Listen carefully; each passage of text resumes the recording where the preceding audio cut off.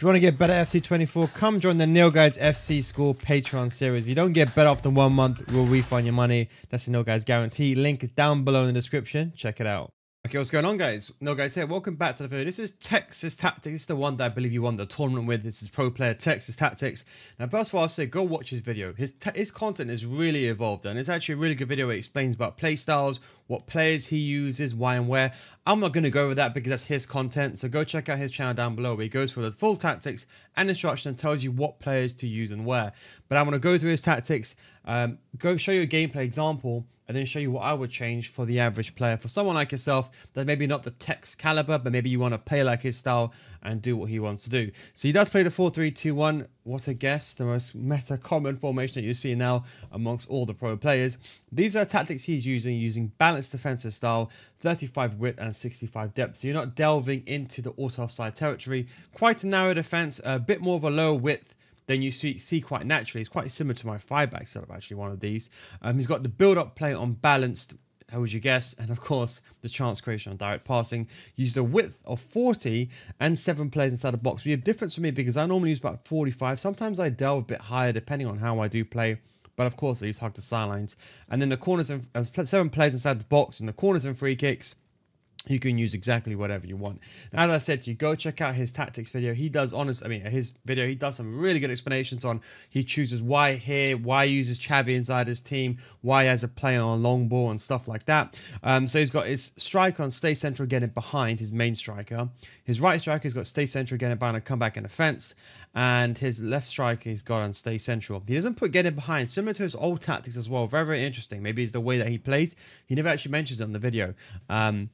He's got Cecchini on cover wing, and he's got Valverde on stay back cover center, and then the right centre mid cover center and still attacking, if I'm not mistaken. Now, what's interesting here, quite similar to how everyone else does it, the right wing or right forward just come back in defense, so that makes the right mid player, and then Cecchini is going to play as a centre mid attacking, but when you're defending, he's on cover wing, so he's going to defend the left-hand side, therefore you defend in the 4-4-2 with Cecchini left mid, Rodrigo right mid, Valverde down in the middle, and Correa and Alvarez up top as a striker, should I say. And then he's gone with the usual balance overlap for the right back. Those are the real main tactics. Like things like sweeper keep and stuff like that, you don't have to add in. But if you want to, you can always do it. That's not going to affect the heart of the team. It's not really going to affect that much. But interesting enough, he also mentioned in the video, not only does he use the 4-3-2-1 to close the game out, he uses also the 4-1-4-1, which you wouldn't really see quite commonly compared to other formations. And I believe the reason why is because you have that CDM. It's basically a 4-3-3 with the left mid and right mid a bit more reserved compared to like a wide. Like if you think of left mid and right mid, put them on the wide angle or up top, it's a 4-3-3. He's got CDM, 2 kind of sitting center mids and left mid and right mid. I presume he puts everyone on comeback and defense. And that would be the formation you use to close out the game, play a banker 5 in midfield and shut up shop, especially in the middle area inside the pitch. And then of course, he used the ball, but I'll let him go. I'll go over that in a second as well. But let's go straight into the gameplay example. Okay, so now we go into the game. The first thing I want to do is I just want to say that similar to how I use pinged pass and stuff like that, TekkZ likes to use it as well, but he focuses a lot on long ball as well. His defender situation here. He likes to particularly focus on the pinged pass. He explains from his left back. It's kind of similar to what I do. I like to have a ping pass because you see those inverted passes into the middle like that. You can kind of guarantee it. That's why I like Stanway. But one thing that he does that I don't really use because it's not really part of my game style or gameplay. He likes to have his centre mid, one of them, with that beautiful long ball pass, and it's very, very good for setting a player on the run. One thing that you can do is, if you don't have that, what I like to do is you can get one of your players, let's say the formation not change it, but let's say, for example, a left back. You can send that player going forward, and instead of using a long ball, you want to use a precision lob pass. So I'll explain to you what I mean. So let's say, for example, Olga on the top-hand side is you can use precision lob pass, and at least that way it's a bit more accurate. And as you can see, it's not as forgiving as a long ball. You can basically do a little bit of power, and the game will assist you. But if you have the correct player who has the ability to pass, you can very much do it. So I'll show you a quick example like here. Put the pressure on. I'm just a bit unlucky there. I can see I should have done better. But for example, like here, if you could trigger that play, and I watch with Stanway, she's got amazing passing, but I can direct the pass exactly where I want the ball to go, and the timing was a bit better. You can see how I can do a long ball play style plus style pass with just a regular R1 R1 and square pass, which is a precision lob pass. So that's something, a quick tip that for those who don't have the, for example, the lob pass tactic, and you're like, hey, no, I need to do a really good lob pass. If I try to do it with a player that hasn't got it, they do it okay, but it's not amazing. And like, for example, like here, you can, for example, send a player like that. Do you see it? So although I've not got the long ball, listen, I don't play like this. By the way, if you're part of my Patreon series, patreon.com/NeilGuys, I shared to also do the unbeatable pass, similar to that, where you trigger a player off the ball and you basically cannot defend against it. That's on my Patreon series. And I explain how you do that, how you could trigger the player, and how you can get the ball to that player every single time, completely unmarked down the wing. Now, what's interesting as well is his choice of centre-backs. He talks about something that's very interesting. He talks about aerial and stuff like that. I don't actually use aerial. Well, I should use aerial on my centre-backs. I prefer at least on one of the centre-backs on aerial. I did have Virgil van Dijk, but just my ability to press the ball, I've always liked to have someone who's quick and agile on the ball, personally speaking. I'm going to go for the goal here. Do like a TekkZ style here with a step over and then take a shot. By the way, I never ever actually do that. Don't forget as well, with these formations, you really got to bear in mind that when you're playing with this kind of formation, when you're playing with this kind of formation, you got to remember, this is TekkZ playing arguably one of the best players, not forget in FC, we're talking about in the history of the game. So when you use this formation, it's not going to be as effective for you. This is the only downside with balance. You're relying a lot on L1 triggers. For the first time, I've not put the control on the screen. It's not because I don't want you to see what I'm playing. It's just so you can understand, you can see the movement of the players. I know when I've got the face cam on, people look at me too much when you shouldn't. You should be looking at the gameplay, and that's why I don't use face cam that much. But you really got to make use of L1 triggers. So you can see, look in the midfield. When I press the L1 button, those players make runs. And then if you have, like, for example, the pinged pass there, it's like the reason why I like Stanway, that she could just ping the ball like that. You see that? And get the ball going. That's the senior. Then you can use, for example, the player lock. Try to bring the player closer. Bring the player over there into the middle. Bit of 2v1. Split the defense. And Correa, bit of trickery. And tried to do a cutback. Got a bit unlucky there. And Correa should have to bury that. Good defending from my opponent. That's something you could just bear in mind with. Now, interesting, he does play a very low width. Now, the width is not... you can tell it's low. It's not like so low where it's the team is so narrow. I think it's actually a really good level. Now I normally use like 35 width defensive shape to be compact as possible. I don't mind the ball going on the wing side because I can always prevent the cross. I can use a bit of teammate contain and double up. So let's say I push his plunge and try to push play out wide here. Yeah, but like here, I'm trying to push his play out wide, but he's not going. He or she's not going. But I can always use teammate contain to stop the cutback and defend the situation down the wing. It's when they get through in the middle and they do a step over or something inside the box, it makes it very, very hard to defend against. Again, here he's waiting for timing, and I think the defender's got that. You see that as well? That's a bad time to make a ball over there. When you see a defender running back in that instance, you got to always be careful when you make that ball. But you can see I like the pinged pass normally with 3 centre mids because I can also ping the pass to the right back. And he says if you use the play style, Olga hasn't got it, but if you've got the play style plus the technical, you can base. I'm using R1 right now. I just got remapped controls, but you can use R1 dribbling and a bit of trickery down the wing. And it's true, R1 dribbling is effective. I think sometimes it's overused by many players because they feel like they use R1 dribbling every single time to get past your opponent. But I do really think the technical playstyle is needed, especially the playstyle plus variation. It really does make a good difference. If you're looking for a good player that can do the overlap, you need to focus on someone that's got the playstyle plus. Now, of course, naturally with this formation, like with all 4-3-2-1s we've seen, Mark Marley's, TekkZ old tactics, Anders' tactics, even mine, or even if we go towards Jambu's tactics, you'll see that both the left back and right back are forward. You got to be careful, especially when you lose the ball in these vicinities. This is what I would say, I'll tell you this from like years of coaching, thousands of students. The biggest mistake people lose the ball is they lose the ball in this area. Because when you're trying to build up, you lose the ball here, and you're in big trouble. At least if you lose the ball, for example, down over here, at least you lose the ball here, your opponent could win the ball back, but they've got so much space to try to recover the situation.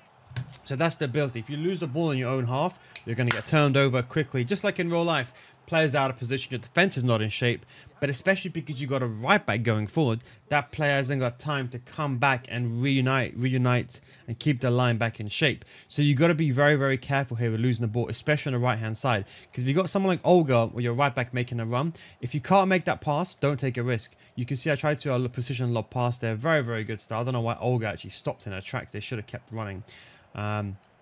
But you can see them like here. You see I've lost the ball. I actually ended up going for a slide tackle there, but the game realized I can get the ball first, then the lob pass, as opposed to taking a risk. So you can see here with Zambrotta, got the ball here, go for the pinged pass into the middle, bit of less dribbling, and of course it depends what you want to do, step overs or whatever you want to do to get that chance, across. And then I go on with the slide tackle there. So it's a typical 4-3-2-1 that you would see. Now what's interesting is we saw that TekkZ moved towards a 4-1-4-1 system. This was actually quite popular, I believe, in FIFA 20. And the idea was you'll have a bank of 3 in midfield and a CDM. Now, what he does use is deep lying playmaker. He put the tactics in his video, his exact tactics, but I'm just going to quickly show you an example. You can, of course, refer to his video if you want to. But I'm just going to go here to the 4-1-4-1. And I'm going to set it up how he was. So like here, so we're going to do here. So he puts both these players on stay back, cover center. And he puts left back, right back on stay back. I'm just going to put overlap in because that's what I would normally do. And then he's got, what's interesting, come back in offense and stay wide. Stay wide is very, very important. And the quick tip, by the way, if there's 10 seconds left and you haven't done your formations in time, make sure you back out. So that way the attacking game plan has saved. And then you can pause the game and go back into it. A lot of people always say to me, no, I tried changing tactics, but it doesn't say. That's another thing you got to bear in mind. So 4-1-4-1, left mid, come back. I'd probably say put get in behind here. And then he's got probably stay central here. You can just come back in the fence. I'm just going to get it behind. So you've got the 2 centre mids. What he does do is he puts this player on cover centre, stay back while attacking. And what he does here is he puts deep line playmaker because this makes this player come short and makes this player available. So what I'm going to do is I'm going to quickly do a quick switcheroo here. I'm actually going to put someone like this in here. And just an example, I'm going to sub someone on here. So I'm just going to quickly back out again one more time. And you can use the exact same tactics here. But let's say if I was to do this, I'm just going to reduce the depth down, especially when you're on more defending end. I know he talks about, I think he used like 49 or something like that. I always say 44 and below is always a good way to go. So he does put someone, and he says like put Xavi here, so Xavi can get the ball to his feet, and then he can make the passes over the top to Correa and Cecina. That's I'd recommend long ball. I suspect he doesn't do it because he likes to trigger those players manually. But just as an example, I'm probably going to take Rodrigo off here. I'm just going to put a centre mid in. Who do we have? We don't really have any centre mids here. You know what? I'm just going to leave Rodrigo there. You can play centre mid. He could be like that attacking centre mid that provides that support. But you're going to see the shape as well. We've just gone with the same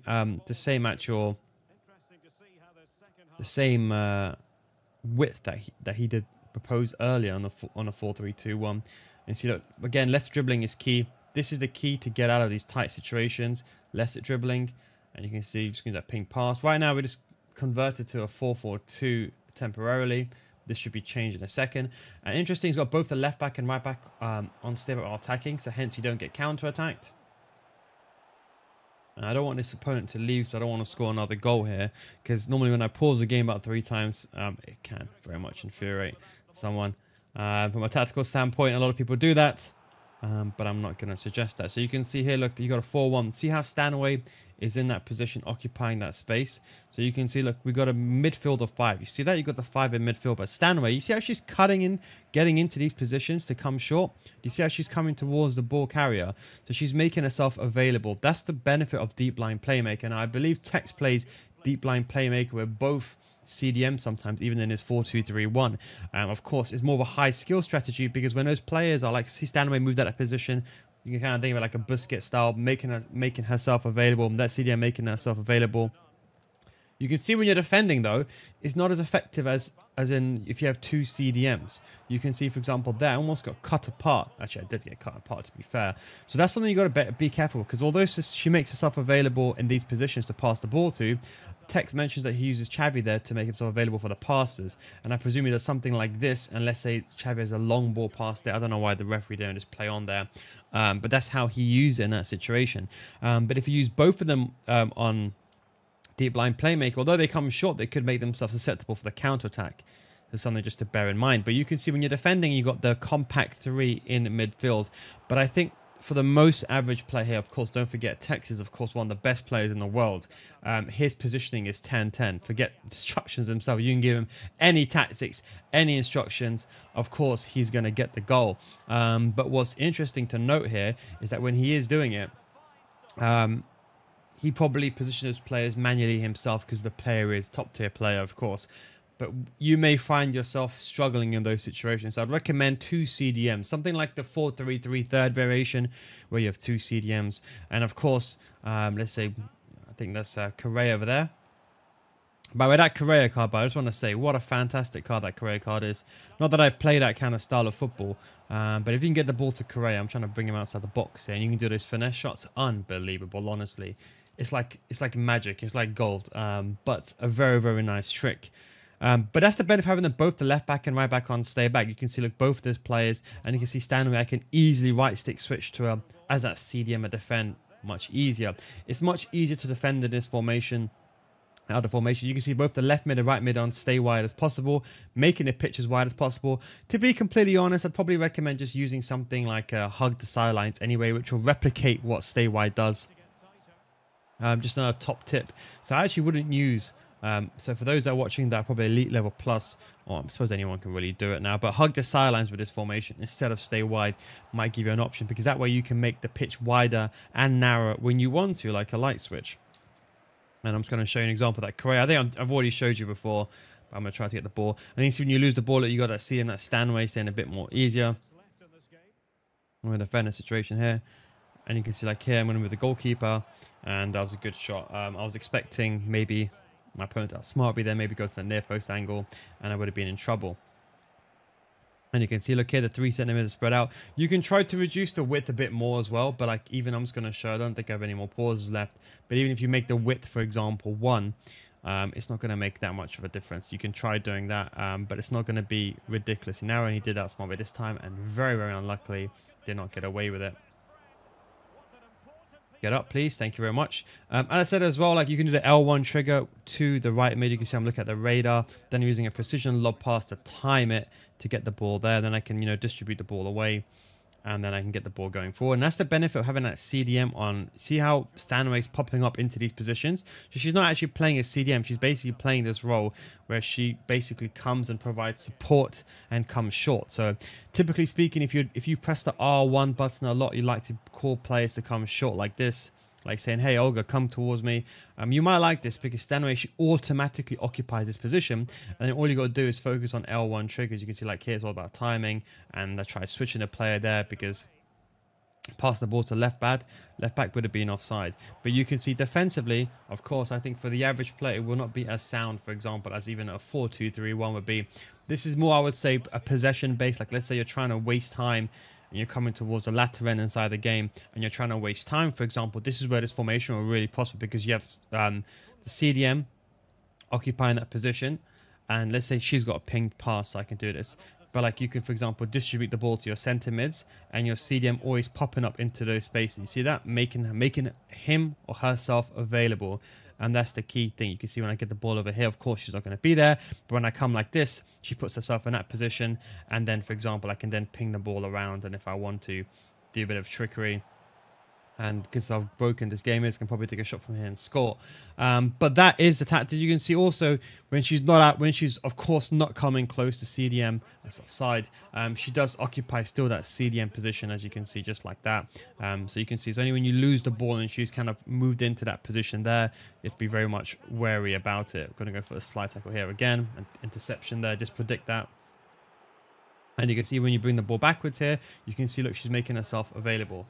But that's pretty much it. Now let's go into the tactic side now, and we'll go over just what I think, my thoughts, and what I would change as well. So let's go on to that second part of the video. Okay, now going over the tactics. Now, although he touches on the 4-1-4-1, I think this is the real formation here.